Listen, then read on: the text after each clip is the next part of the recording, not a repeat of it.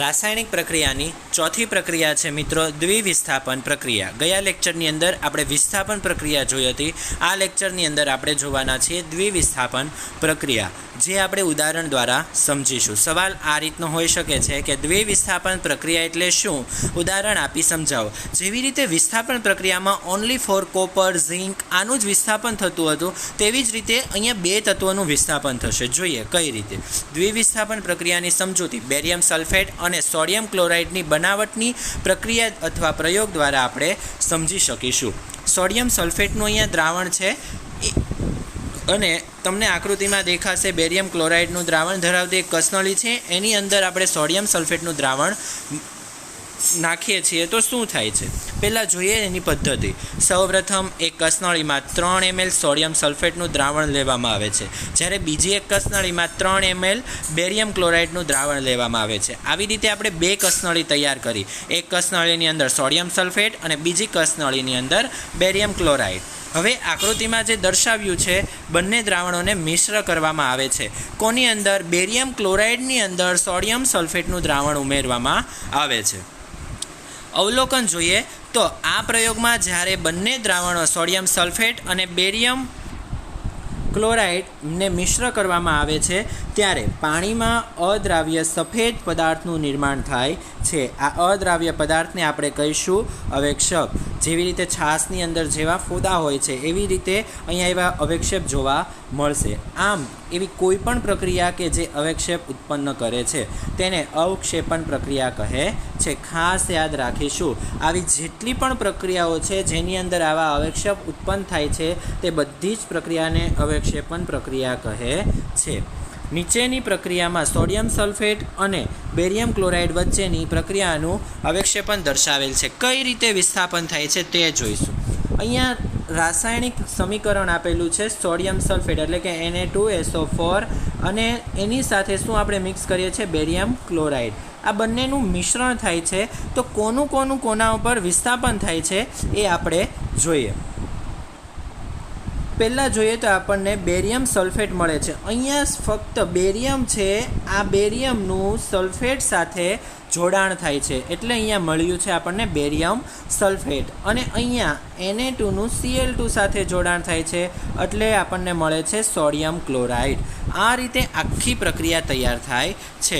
અહીં sodium સલ્ફેટમાંના SO2 ion અને barium ક્લોરાઇડમાંના Ba2+ ion વચ્ચેની પ્રક્રિયાને કારણે BaSO4 બેરિયમ સલ્ફેટના સફેદ અવક્ષેપ ઉદ્ભવે છે. જ્યારે બીજી ઉદ્ભવતી નિપજ સોડિયમ ક્લોરાઇડ છે કે જે દ્રાવણમાં જ રહે છે. આથી આવી પ્રક્રિયા કે જેમાં પ્રક્રિયકો વચ્ચે આયનોની આપલે થતી હોય તો તેને દ્વિવિસ્થાપન પ્રક્રિયા કહે છે. ત્યાર પછી એક આવી રીતે પણ દ્વિવિસ્થાપન પ્રક્રિયાનો સવાલ પૂછાઈ શકે છે. દ્વિવિસ્થાપન પ્રક્રિયાની પ્રયોગાત્મક રીતે રજૂઆત કરો. તો કઈ રીતે? જે આગળ જોયું હતું એ જ સવાલ આપણે આખો ને આખો અહીંયા લખી શકીએ છીએ. ફક્ત ને ફક્ત સવાલની રૂપરેખા ચેન્જ થાય છે, જવાબ એનો એ જ છે. બેરિયમ સલ્ફેટ અને સોડિયમ ક્લોરાઇડના નિર્માણ દ્વારા વિસ્થાપન પ્રક્રિયા સમજાવો. તો પણ આપણે આ રીતે જ આનો જવાબ લખી શકીએ છીએ. ખાસ આ સવાલ આવી રીતે ખાસ પૂછાઈ શકે છે. બેરિયમ સલ્ફેટ અને સોડિયમ ક્લોરાઇડના નિર્માણ દ્વારા દ્વિવિસ્થાપન પ્રક્રિયા સમજાવો. તો આપણે જવાબ આ રીતે લખો. ત્યાર પછી જોઈએ ઓક્સિડેશન અને રિડક્શન પ્રક્રિયાઓ ઉદાહરણ આપીને સમજાવો. પરંતુ આ સવાલ આપણે આના પછીના લેક્ચરમાં જોઈશું. તો અત્યારે આપણે ચાલો મિત્રો એક વખત બધું જ આપણે રિવિઝન કરી જઈએ. આપણા ટોટલ કેટલા સવાલ થયા છે અને કેટલા કયા એ આપણે જોઈ લઈએ.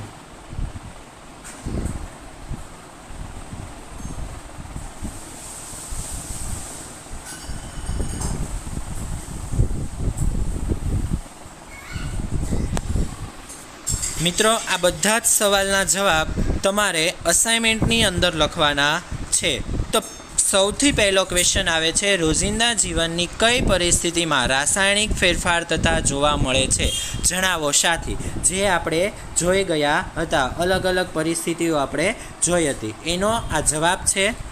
ત્યાર પછી ક્વેશ્ચન નંબર 2, કોઈપણ પદાર્થમાં રાસાયણિક પ્રક્રિયા થઈ છે કે નહીં તે કયા અવલોકનોને આધારે નક્કી કરી શકાય? તો આપણે 4 એવા ફેરફાર જોયા હતા. એક તો અવસ્થામાં પરિવર્તન, રંગમાં પરિવર્તન, વાયુનું ઉત્સર્જન અને તાપમાનમાં પરિવર્તન.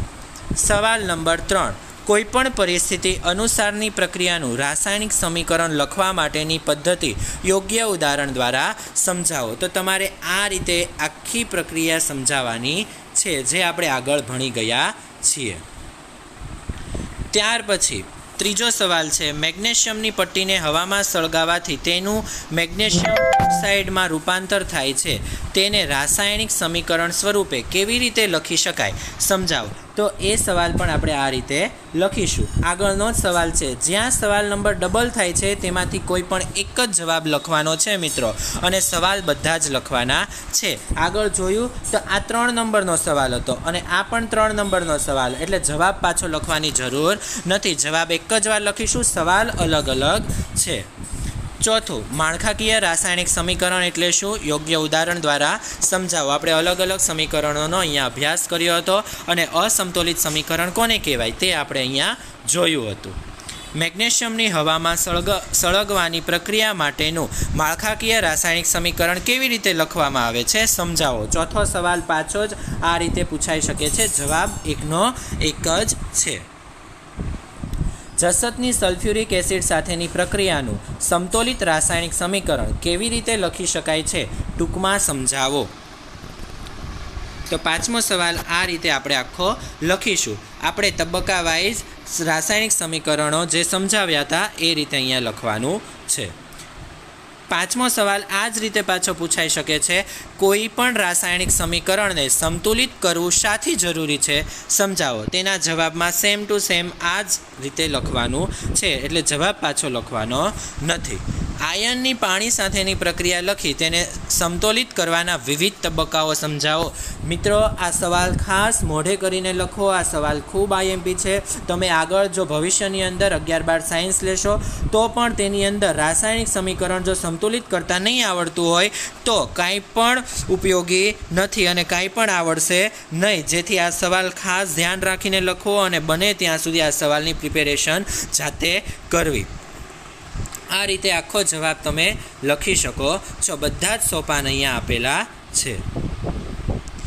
ત્યાર પછી 6થો સવાલ છે, એક રાસાયણિક પ્રક્રિયા આપી છે, જે પ્રક્રિયાને સમતોલિત કરવા માટેના વિવિધ સોપાનોની સંપૂર્ણ સમજ આપો. તો અહીંયા આયનની આપણે અલગ અલગ પ્રક્રિયાઓ લીધી છે અને એ સોપાનો અહીંયા તૈયાર છે. જે આગળ જે સોપાનો હતા એ જ સોપાનો અહીંયા છે. ઉદાહરણ ખાલી ચેન્જ થયું છે. તમે આ સવાલ પ્રેક્ટિસના રૂપમાં પણ કરી શકો છો. ત્યાર પછી એક નાનો એવો સવાલ છે, મેગ્નેશિયમની પટ્ટીને હવામાં સળગાવતા પહેલાં શા માટે સાફ કરવામાં આવે છે? જે આપણે જોઈ ગયા હતા, કારણ કે તે નિષ્ક્રિય વાયુ છે. નીચે દર્શાવેલી રાસાયણિક પ્રક્રિયા માટે સમતોલિત સમીકરણો લખો. આ રીતે શાબ્દિક સ્વરૂપમાં સમીકરણ આપી દીધું હશે, તેનું રાસાયણિક પ્રક્રિયામાં રાસાયણિક સંજ્ઞા દ્વારા સમીકરણ લખવાનું રહેશે. ત્યાર પછી એક સવાલ છે, નીચે દર્શાવેલા રાસાયણિક પ્રક્રિયાઓ માટે સમતોલિત સમીકરણો લખો. બેરિયમ ક્લોરાઇડનું એલ્યુમિનિયમ સલ્ફેટ સાથે પ્રક્રિયા કરીએ છીએ તો બેરિયમ સલ્ફેટ અને એલ્યુમિનિયમ ક્લોરાઇડ મળે છે. તેની સંજ્ઞાકીય રૂપે કઈ રીતે લખી શકાય છે? આ રીતે આપણે લખીશું. ત્યાર પછીનો સવાલ છે, નીચે દર્શાવેલ રાસાયણિક પ્રક્રિયા માટે સમતોલિત સમીકરણો લખો. તો કયા કયા? સોડિયમ પ્લસ પાણી, એને એ જ રીતે જેવી રીતે શાબ્દિક સ્વરૂપને આપણે રાસાયણિક પ્રક્રિયામાં લખ્યું હતું એ જ રીતે, પરંતુ અહીંયા સમતોલિત કરવાનું છે. ત્યાર પછી નીચે દર્શાવેલ પ્રક્રિયા માટે ભૌતિક અવસ્થાઓની સંજ્ઞા સહિતના સમતોલિત રાસાયણિક સમીકરણો લખો. આ સવાલ પણ આ રીતે પૂછાય છે, બેરિયમ ક્લોરાઇડ અને સલ્ફેટ, સોડિયમ સલ્ફેટ. તો આ રીતે આપણે લખીશું. ત્યાર પછીનો સવાલ છે, સેમ આગળ હતો એવો જ સવાલ છે, પરંતુ અહીંયા તત્વો ચેન્જ થઈ ગયા છે, તો એ સવાલ પણ આપણે તૈયાર કરીશું. ત્યાર પછી 7મો સવાલ છે, પ્રક્રિયા બદલાઈ જાય છે, પ્રકાર બદલાઈ જાય છે, સંયોગીકરણ પ્રક્રિયા ઉદાહરણ આપી સમજાવો. જે આપણે અહીંયા ભણ્યા હતા આ રીતે આખો જ સવાલનો જવાબ તમારે લખવાનો રહેશે. ત્યાર પછી છે, કેલ્શિયમ ઓક્સાઇડ અથવા કળી ચૂના વચ્ચે પ્રક્રિયા સમજાવો, તેમજ તે કયા પ્રકારની પ્રક્રિયા છે તે જણાવો. અહીંયા સાતમો જ સવાલ છે, આ પણ સાતમો જ સવાલ છે. સવાલ અલગ રીતે પૂછાઈ શકે છે, જવાબ એનો એ છે. ત્યાર પછી છે આઠમો, ઉષ્માક્ષેપક રાસાયણિક પ્રક્રિયાઓ કોને કહે છે, ઉદાહરણ આપીને સમજાવો. તો આખો જવાબ મિત્રો આ રીતે લખો. ત્યાર પછી છે નવમો, વિઘટન પ્રક્રિયા જુદા જુદા ઉદાહરણ આપી સમજાવો. વિઘટન પ્રક્રિયા જુદા જુદા ઉદાહરણ આપી સમજાવો. તો આ વિઘટન પ્રક્રિયાની આખી અહીંયા રીત આપણે સમજ્યા હતા. અસાઇનમેન્ટની અંદર આ જ રીતે સવાલ લખવાનો છે. ઉષ્મીય વિઘટન પ્રક્રિયા પણ ઉદાહરણ દ્વારા સમજાવો. સવાલ બદલાઈ ગયો છે, જવાબ એનો એ જ છે. પાણીના વિદ્યુત વિભાજનની વિઘટન પ્રક્રિયા ઉદાહરણ દ્વારા સમજાવો. ખાસ મોસ્ટ ઇમ્પોર્ટન્ટ સવાલ છે. આ સવાલ મોઢે કરીને જ લખવો. પ્રયોગ દ્વારા પાણીનું વિદ્યુત વિભાજન સમજાવો. સવાલ બદલાયો છે, જવાબ એનો એ જ છે.